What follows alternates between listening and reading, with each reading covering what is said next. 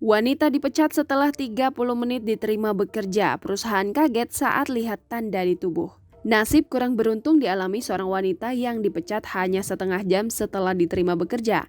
Pemecatan itu ia terima karena bos barunya baru mengetahui dirinya bertato dari kaki sampai kepala.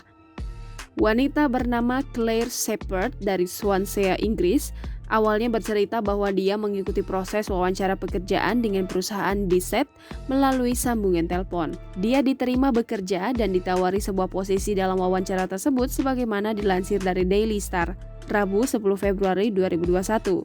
Namun beberapa saat kemudian, Shepherd menerima email pemecatannya.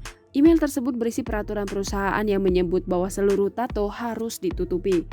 Setelah itu, Shepherd mengaku membagikan pengalamannya melalui Facebook dan menjadi viral. Banyak pihak yang menyayangkan apa yang dialami oleh Shepherd.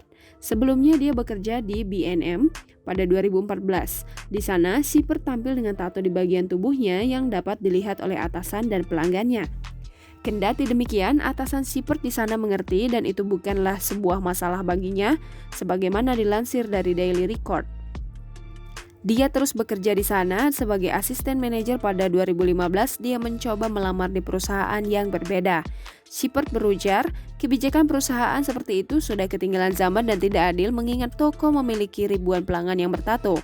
Tetapi dia tidak merasa bahwa kebijakan perusahaan yang melarang karyawannya menunjukkan tatonya bukanlah sebuah diskriminasi.